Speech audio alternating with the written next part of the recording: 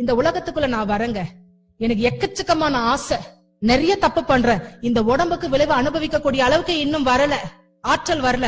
அப்ப நான் வாழும் பொழுதே எனக்காக நானே வாங்கிக்கிற எக்ஸ்டென்ஷன் தான் யாருங்க? என் குழந்தை. லாஜிக் புரியுதாப்பா? நானே எனக்காக இருக்கும் பொழுது, வாய்ப்பு கிடைக்கும் பொழுது வாங்கிக்கிற எக்ஸ்டென்ஷன் தான் யாருங்க? என் குழந்தை. அப்ப நானும் என் குழந்தையும் வேற வேறையா? என்னால முடியாததுனால நானே என் குழந்தையா எக்ஸ்டெண்ட் ஆகி நிக்கிறேன். அப்ப நானும் என் குழந்தைய ஒண்ணுன்னா நானும் என் முன்னோரும் யாருங்க? ஒன்னே தானே. அப்ப முன்னோர்களாக இருந்த பொழுது செய்ததும் யாருங்க? நானே தான். அதற்கான விளைவை இந்த உடம்புக்குள்ள அனுபவிக்கிறது யாருங்க? இதுக்குதான் உங்க ஜாதகத்துல எழுதியிருப்பாங்களாமா, ஜனனி ஜன்ம சௌக்கியானாம் பதவி பூர்வ புண்ணியானாம்னு எழுதியிருக்குமா. இந்த பிறவில எதையாவது அனுபவிக்கணும் நீங்க ஆசைப்பட்டீங்கன்னா ஏற்கனவே வாழ்ந்த உடல்ல என்ன பண்ணிருக்கணுங்க? செய்துட்டு நல்லது செய்துட்டு வந்திருக்கணும். அப்ப இன்னைக்கு செய்ய அனுபவிக்கக்கூடிய விளைவுக்கும் யாரு குற்றவாளிங்க? நானே தான். இனி முன்னோர்களை நினைச்சு கோவப்படக்கூடாது. ஏன்னா முன்னோர்களா வாழ்ந்ததை யாருங்க? நாம தான் அப்படிங்கிறாங்க. அப்ப கணக்கு சரியா வருதா? புரியுதாப்பா? ஏத்துக்க முடியுதா? ரைட். இனி யாரையும் குற்றவாளியை நிறுத்த மாட்டீங்களே. குற்றவாளி யாருப்பா? நாம தான். அப்ப அவங்க குற்றவாளின்னா நாளைக்கு உங்களுடைய பிள்ளைகளுடைய விதியை யார் தீர்மானிச்சுக்கிட்டு இருக்கிறா? ஆற்றல் உங்க கையில இருக்குது. சரியான செயல்கள் நீங்க சரியா செய்தீங்கன்னா உங்க வாரிசுகள் என்ன பண்ண போகுதுங்க? சரியான வாழ்க்கையை தானே வாழ்ந்து பார்க்க போகுது. யாருக்கு இந்த வாய்ப்பு கிடைக்குங்க? நமக்கு கிடைச்சிருக்குது, சரியா பயன்படுத்திக்கோங்க அப்படிங்கிறாங்க. அதனால்தான் பெரியவங்க சொல்லுவாங்க, அரசன் தெய்வம் எங்க நின்று கொள்ள போகுது? கருமையத்தை நின்று தண்டனை கொடுக்க போகுது அப்படிங்கிறாங்க. அதனால ரொம்ப நம்ம ஜாக்கிரதையா இருக்கணுங்க. விதி எப்படி நடக்குது பாருங்க. கருமையத்துல இருக்கக்கூடிய பேரறிவுக்கு தெரியுது விதிக்கான காலம் வந்துருச்சு. குறிஞ்சி பூ கேள்விப்பட்டிருக்கிறீங்களா? எத்தனை வருஷத்துக்கு ஒரு தடவை பூக்குங்க? யார் குறிஞ்சி பூக்கு சொன்னாங்க? இன்னைக்கு 12 வருஷம் ஆயிடுச்சு. முதல் நாள் காலையில விழுந்துருச்சு பூத்துரு அப்படின்னு சொல்லிட்டு யார் குறிஞ்சி பூக்கு சொன்னாங்க? அதுக்குள்ள இருக்கக்கூடிய அறிவு உணர்ந்துதா இல்லையா? அதே மாதிரி நம்ம கருமையத்துல இருக்கக்கூடிய அறிவு உணர்ந்துங்க, காலம் வந்துருச்சு. ரெண்டாவது அந்த அறிவு என்ன பண்ணும்னா முதல்ல ஒரு எண்ணத்தை கொடுக்கும். அதுக்குதான் பெரியவங்க சொல்லுவாங்க, கெடுவான் கேடு நினைப்பான்னு சொல்லுவாங்க. அது அடுத்தது எண்ணத்தை கொடுக்குங்க. எண்ணம் என்ன பண்ணும்னா வான்காந்தத்தோட சேர்ந்து கூட்டு கலவானீங்க ரெண்டும் சேர்ந்து ஒரு வாய்ப்பை உருவாக்கி கொடுக்கும். வாய்ப்புல போய் சிக்கிக்கிட்டு இந்த பதிவு என்ன பண்ண, செயல் பண்ணு செயல் பண்ணு செயல் பண்ணு உந்துதல் கொடுத்துக்கிட்டே இருக்கும். முடியாம செயலை பண்ணிடுறோம். அப்புறம் தான் விளைவு அனுபவிக்கிறோம். விதின்னு தலையை அடிச்சுக்கிறோம். இப்படிதான் விதி வேலை செய்யும். அப்ப விதிய மதியால வெல்லணும்னா என்ன பண்ணணுங்க? ஃபர்ஸ்ட் எண்ணம் தானே காரணமா இருக்குது. அப்ப எண்ணத்துல எப்படி இருக்கணுங்க? அயரா விழிப்பு நிலை. விதி எண்ணத்தை தூண்டும் பொழுது அயரா விழிப்பு நிலை. அதுக்குதான் எண்ணம் ஆராய்துன்னு ஃபர்ஸ்ட் பயிற்சி கொடுக்கறாங்க. ரெண்டாவது சூழ்நிலை உருவாகும் பொழுது சுவாமிஜி அவங்க சொல்றாங்க, திரிகால ஞானத்தை பயன்படுத்துங்க அப்படிங்கிறாங்க. திரிகால ஞானம்னு என்னப்பா? கடந்த கால அனுபவம், தற்கால சூழ்நிலை, வருங்கால விளைவு. இந்த 3 சேர்த்து கணிச்சிட்டீங்கன்னா உங்க அறிவு டிசைட் பண்ணுமா பண்ணாத இந்த வாய்ப்பை பயன்படுத்தலாமா வேண்டாமான்ட்டு. மூணாவது கருமையம் தானப்பா எண்ணத்தை சப்ளை பண்ணுது. கருமையத்தை தூய்மைப்படுத்திட்டீங்கன்னா விதியை வெல்ல முடியுமா முடியாதா? அப்ப நீங்க இந்த செயலுக்கு தக்க விளைவை நீங்க புரிஞ்சுக்கிட்டீங்கன்னா உங்களுக்கு என்ன ஆற்றல் கிடைக்குதுங்க? என்ன ஆற்றல் கிடைக்குதுப்பா? விதியை மதியால் வெல்லக்கூடிய ஆற்றல் கிடைக்குது அப்படிங்கிறாங்க. யாருக்கு இந்த வாய்ப்பு கிடைக்குங்க? இனி உங்களுடைய மதியை யூஸ் பண்ணி விதியை வென்றுவீங்களா? சிலதெல்லாம் தாண்டி போக முடியாதுங்க. ஆனா ஏத்துக்கக்கூடிய வல்லமையாவது நமக்கு வந்து போகும் இல்லையா? சோ செயல்விளைவு தத்துவத்தை நாம் பயன்படுத்துவோம். இந்த கருத்தை தினம் தினம் மனசுல உருட்டிக்கிட்டே இருங்க. நான் செயலை செய்துன்னா எனக்கு விளைவு வந்து போகும், இறைநிலை விளைவாக இருக்குதுங்கிற உண்மையை நீங்க உருட்டிக்கிட்டே இருந்தீங்கன்னா மனசுக்குள்ள தானா விழிப்பு நிலை வந்து போகுங்க. உங்க செயல்கள் தானா சீரமையும் சுவாமிஜி சொல்றாங்க. இன்னொரு தப்பு செய்யறவங்க, நம்ம இந்த கருத்தை மட்டும் சொல்லிட்டு முடிச்சிடுறேன் நானு. சொல்ல நம்ம சரியா இருக்கிறோம், யார் காதலாவது விழுந்துருச்சுன்னா பிரச்சனைன்னு நினைக்கிறோம், செயலையும் சரியா மாறிடுறோம். ஆனா எங்க தப்பு பண்றோம்னு எண்ணத்துல தப்பு பண்றோம். சில பேர் பாத்தீங்கன்னா நம்ம பார்த்தாலே கோவமா இருப்பாங்க. ஏன் இந்த ஆள் கோவமா இருக்குன்னு நமக்கு புரியாது.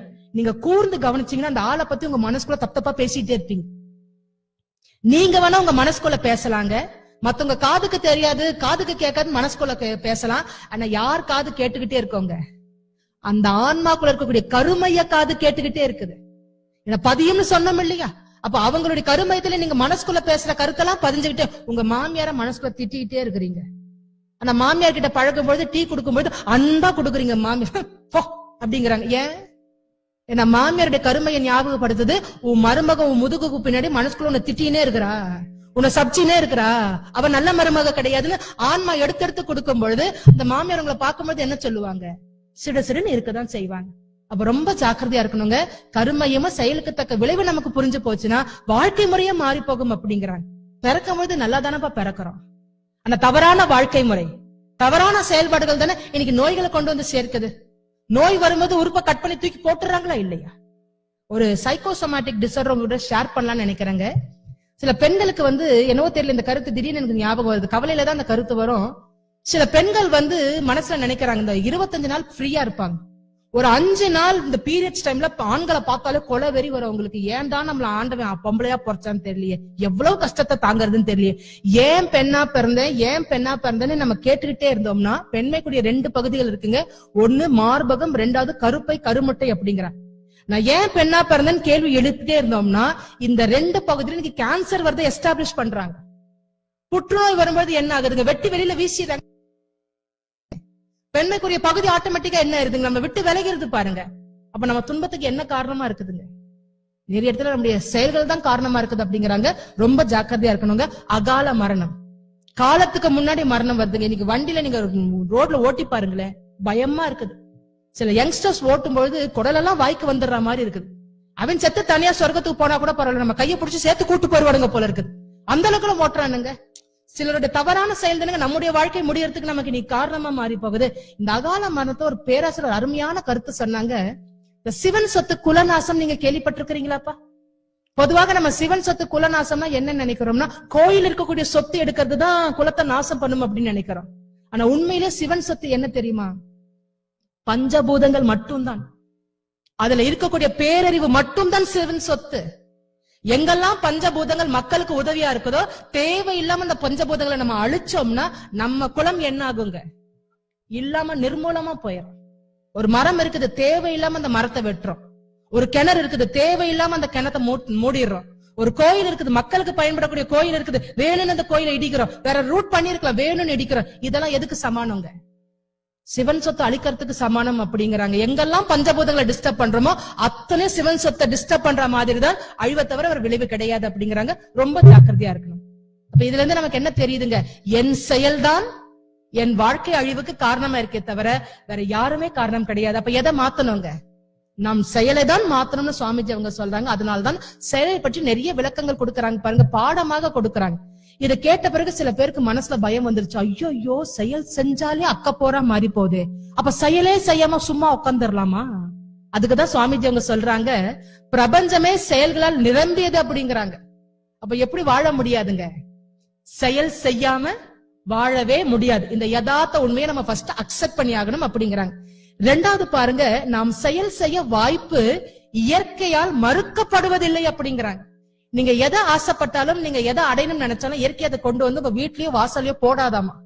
ஆனா இயற்கை என்ன பண்ணும்னா, நீங்க எதை அடையணும்னு ஆசைப்படுறீங்களோ அதை அடைவதற்கான ஒரு சூழ்நிலை மட்டும்தான் உருவாக்குமா. It creates only an opportunity Swamiji சொல்றாங்க. ஆனா என்ன சிக்கல் தெரியுமா? இயற்கை அந்த வாய்ப்பை உருவாக்கும் பொழுது அது உருவாகிறது தெரியாமலே உருவாக்கிறோம். நிறைய பேர் அதுல மாட்டிக்கிறோம். சில பேர் நினைக்கிறோம் 2 கண்ணு தான் பாக்குதுன்னு நினைக்கிறோம். ஆனா கீதையில அருமையா கிருஷ்ணர் சொல்றாரு, அவருடைய சாரதி கேட்டாரா, கிருஷ்ணா நீ எதுக்கு தர்மனை சூதாட விட்ட?